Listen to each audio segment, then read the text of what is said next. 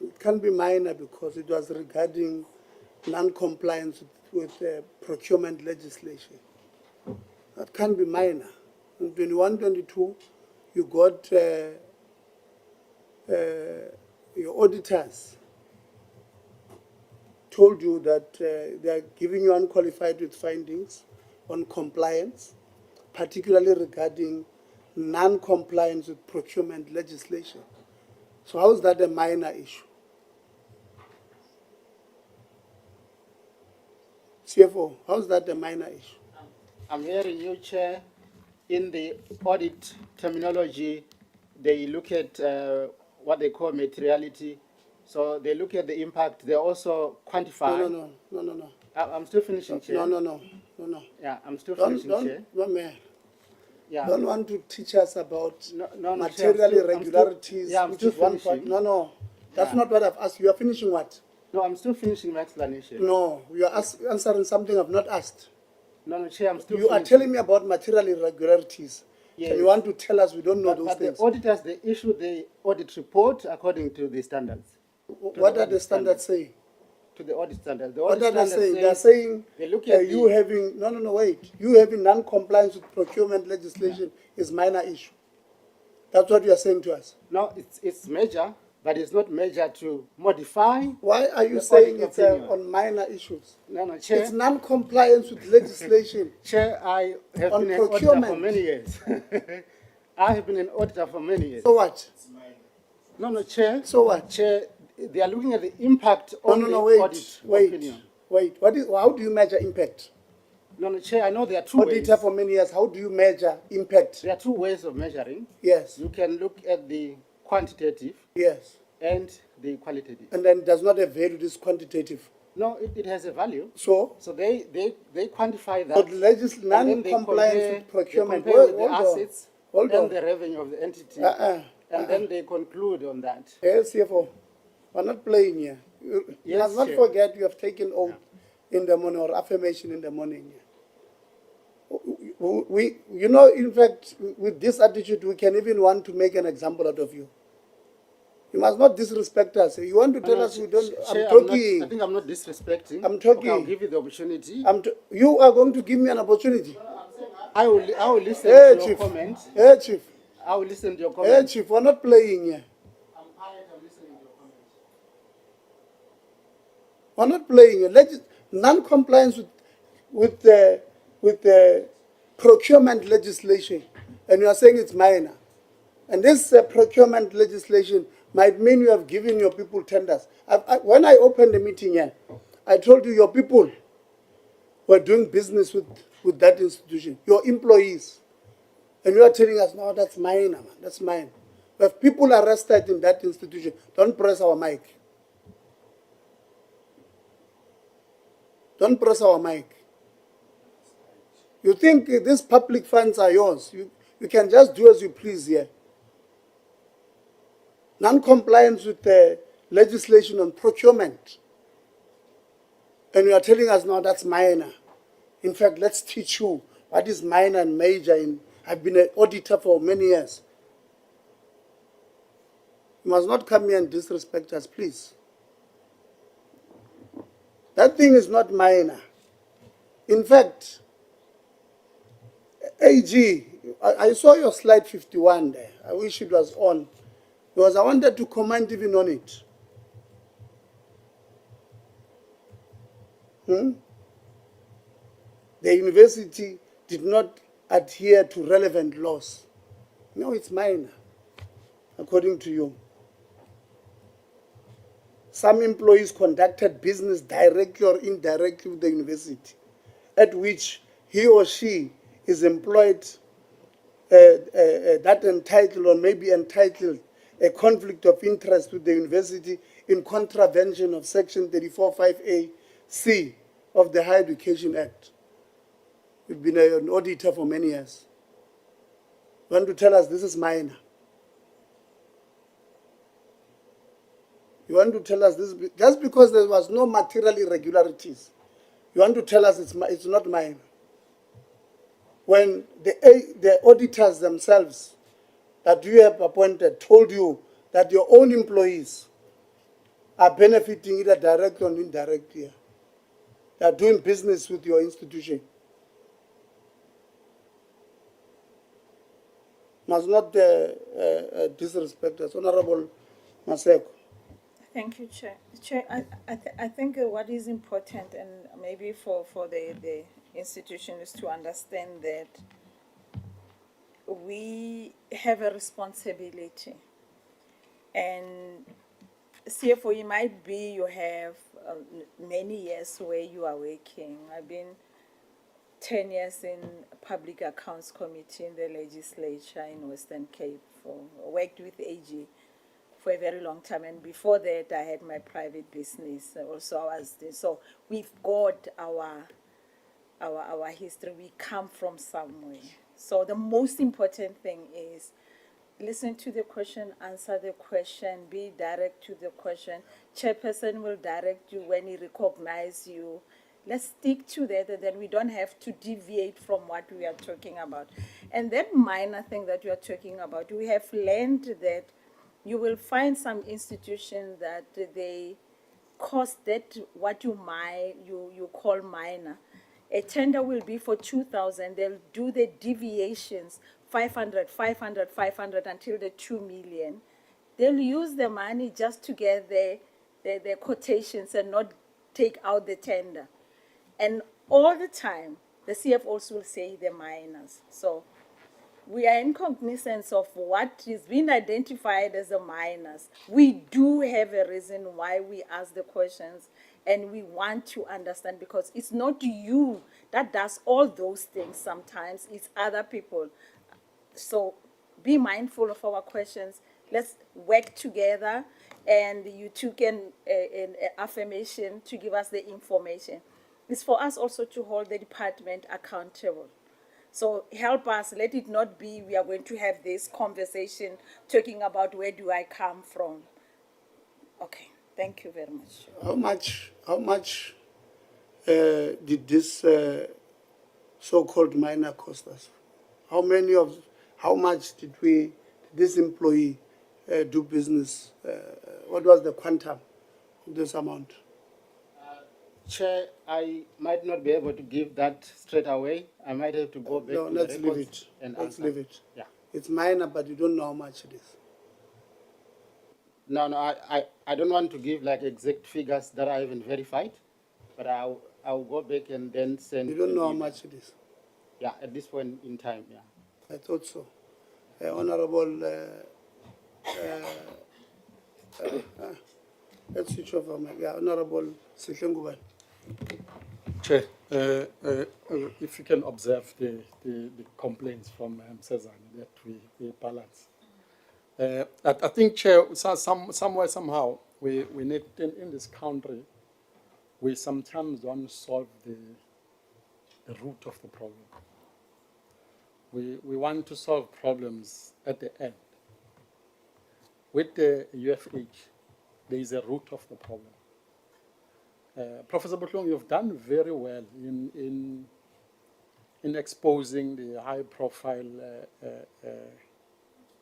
qualifications, fraudulent qualifications, especially for two senior figures in the Eastern Cape. Hence, your life probably has been threatened and all those stuff. But the major root of the problem in this country, you can even see now when the country is on fire with the spaza shop. We take our country, Chairperson, we outsource it to foreigners. I'll say that. That's the root of the problem of this country. And I can see it now here at UFH. They start to disrespect them in the institutions. And then when they come anywhere else, they've already been given the playground already. For example, Professor Butlongo, you know, the person who was the source of dishing out all those foreign qualifications was a foreign Nigerian. We agree on that, right? The source. the source of all these problems that started at UFH. As a foreign national, whom when he came to South Africa, I don't know whether you guys vetted him, whether his qualification from Nigeria or Harvard or wherever were a true reflection of what you are saying. One, would like to know where is that individual, number one. Has the consequence done on him? Is he still in the country? Has he vanished? Because the reason why that question of mine is preamble, there are things here that are glaring. Glaring. Sometimes you will get angry when you are being taken for a ride. It comes from where they are given platform from.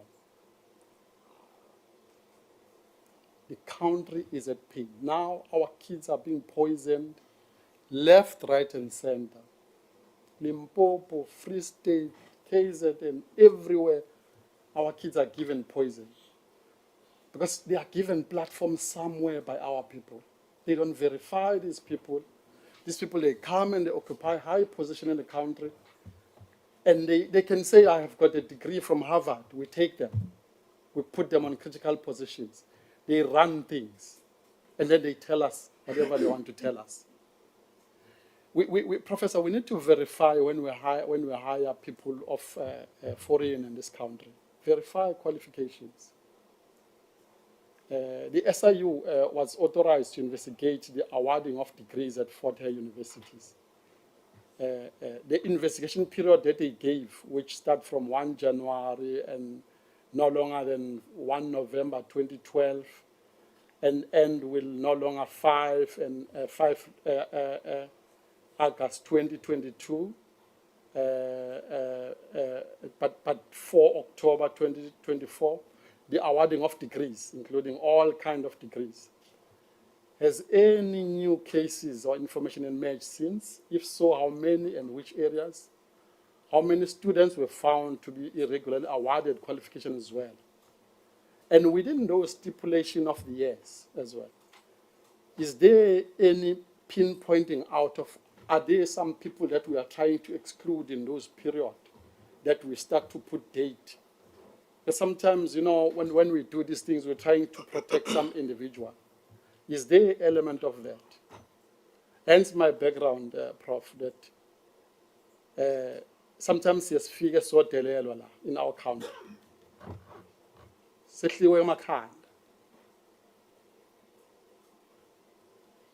Because if you can verify these foreigners that you've hired, if they really, their qualification is of origin, you will be surprised that their qualification probably is fake or is fraudulent. But they come here, they practice as if they know everything.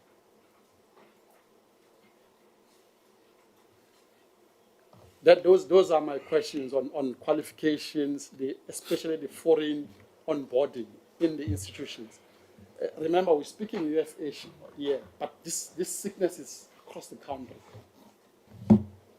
We have a tendency to make these people CFO in all state-owned entities. They are CFOs, all of them. But we have our kids who are chartered accountants are unemployed. But we've outsourced the heart of our universities, of our state-owned entities, and they come, they speak like this here. The second question is the recent development of the university. Maybe before we go to the second one. The second one, yeah. There are certain parts that I think we must try and correct of the statement. There are, before we are accused of being xenophobic, certain parts that I think we must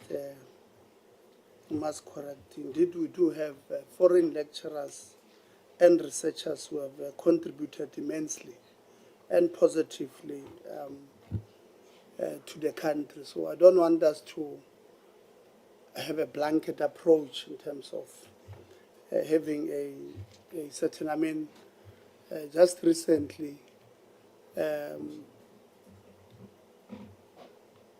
there's a professor from University of Free State who's teaching mathematics, who just, graduated about 50 PhD students, South Africans. In November or late October, he just won the first prize in mathematics in the United Nations, contributing immensely to our development in South Africa. And I don't want us to, tomorrow somebody who's following the discussion, watching on TV, to say that as the committee, we might have, so I thought maybe let's correct that part, maybe allow them to answer the first part about the alleged, I'm not sure whether it's alleged or confirmed, perpetrator when it comes to that particular part of fraudulent qualifications. Yeah, Chair, I think I concur with you. The blanketing was not meant. The tendency part, I'm highlighting this issue of UHFH. There are a lot. We have friends, Chairperson, even us, who are foreigners, who are doing very well in these countries. But when you see a certain pattern in one institution where problems emanate from, you have to highlight it and you have to point it as so. It's not blanketing, but there is a problem that emanates this fashion, and you can see it continues over and over and over. Thank you very much, Chairperson. Let me welcome the contributions. I think that the correction by the Chair, or the qualification by the Chair, is very important for our purposes. And I will come to the individual, the specific case that you raised, Honourable. We have at Fort Hare experience of international scholars and administrators occupying very important roles. There was a time in the past when we South Africans were reluctant to go to places like Fort Hare. We were sitting at Wits, and an example of that. And many of those international scholars and administrators were the ones holding fort at Fort Hare. So I just want to clarify that so that we don't tar them with one brush. Now, on to the specific case about qualifications and the person concerned. It was a high-profile expose. We know it was on TV. Yes, indeed, that person, once we discovered, we immediately fired the person. That's one. As far as we know, and that person by that time had also just been stripped of his citizenship for reasons that are best known to the High Court. We became aware of that as well. And the last we remember was that the person was in the country. We don't have the latest update. I just want to say with regard to him and the scheme, the racket that he was organizing, running, he worked with locals. It needs to be said as well. He worked with locals, many of them, either as enablers, aiders and abettors of his racket, or with people who are seeking qualification. So it's a complex picture. It's a complex picture. Now, one of the reasons, I should say, one of the reasons why we went to the SIU and said, let's sign an MOU, we realized that they were drilling into these cases of academic fraud. And we were stumbling on these cases internally. So we said, let's combine forces and sign the MOU. We gave them access. They started investigating. Now, when the first proclamation was issued on the 5th of August 2022, they had already done about 80% of the work. 80% of the work. But they were doing tests and they were doing links and linking the dots. What has happened since, and so what stopped them was a technicality in the courts. What they've now done is they've corrected that with a new amended proclamation. And again, I should say, in one of our briefings, we're meeting them again soon. In one of our recent briefings, they told us they've got many cases, but they were doing final double checking with senior counsel, because some of the cases will come to us as what they call referrals, disciplinary referrals. Now, those may or may not mean the rescission of qualifications. We'll see them when they come through. That's what they're testing now. And so it's not as if they've started from scratch.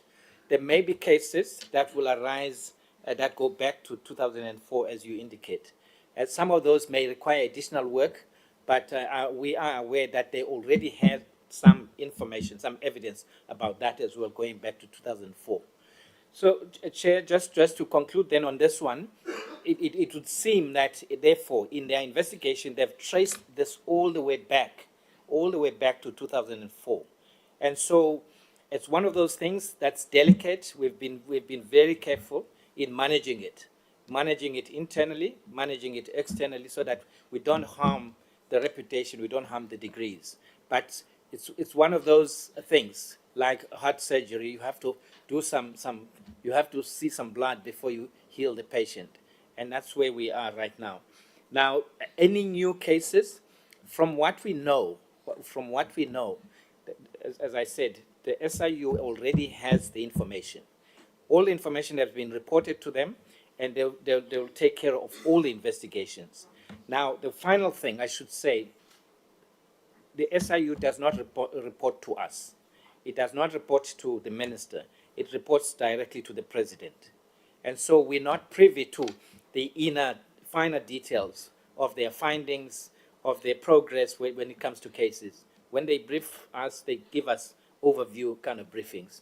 I don't know if I take that. Once again, I just want to qualify that it's very difficult to take to paint it with one brush, because it's very complex inside, and it's something that we've taken. Just to brief the committee finally, the scope of the investigation has now been shifted back to 2004 from 2012, and it comes to the present, October 2024. Two, it's now including some qualifications which were not envisaged before. Initially, it was just honors degrees. Now it's honors, masters, and doctoral degrees. This is one of the things that they experienced during the court contestation. The third thing is that they've included some cases in law and in health sciences. That's where it is. But even there, it's kind of limited to certain qualifications only. Chair, I'll leave it at that point. Thank you very much. Yeah, I'll come back, Honorable Governor. Because the Chair, I think I won't have many questions anymore. But just one before I proceed to the 2 or 3. CFO, you are very sure that these findings of the audit are mine? Are you aware that these minors are the ones that are preventing you from receiving a clean audit? And once you omit this legislation of procurement, you seek to tamper with processes of SCM. And you are not just omitting, or you're not just complying on procurement legislative pieces, but also that of processes of the SCM department. Chair, because I had hoped that Forte would have been the first. You know,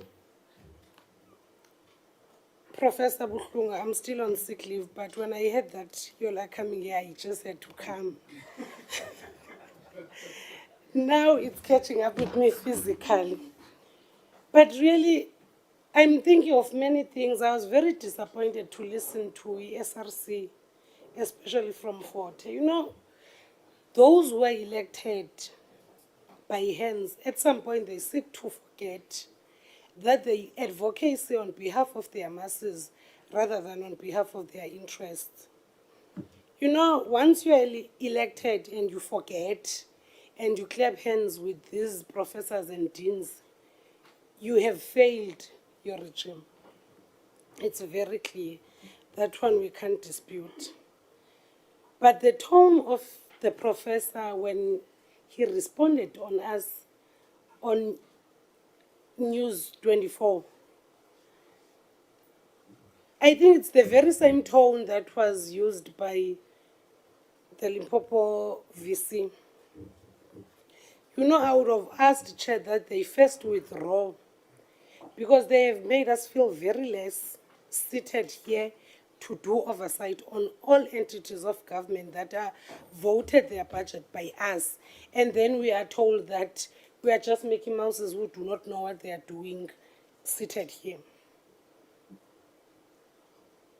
You know, I have been following UFH because it's one of the universities in the Eastern Cape. I come from Bizana. Uno college yenye ye university esiyitrastayo. But under the leadership of yourself, Professor and VC, at some point you want us to question our loyalty and trust towards the university. In fact, I've taken my 2 younger brothers there.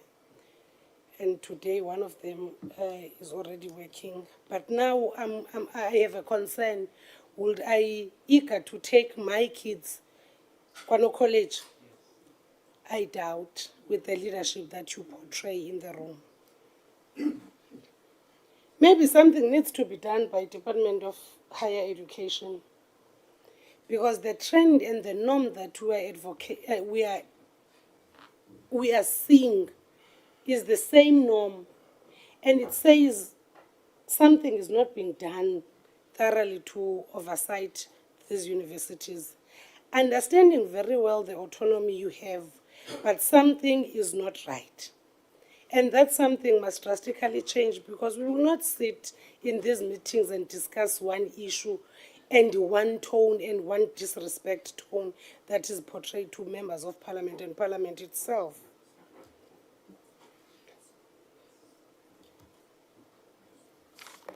Just the last one, Chairperson. You know, when student SRC, when you spoke of many things that are happening there, my first worry would have been EL campuses. And it would have been social ills that happen mostly in Fort Hare. And you say nothing about them. And it leaves a question onto myself. Maybe we are reading different, or we are in a different Eastern Cape that holds where this university is situated. There is a space that takes the highest crime in Alice, Chairperson. It's a bar or a tavern that is close by to the university, a disco. It destroys our young students, because they will go have fun there and they will travel through the night. There is a dark bridge. I have witnessed, because I've been there. I make sure that I go and see this disco that all our students hang out at. There was an issue back then that I wanted this leadership to outline, maybe for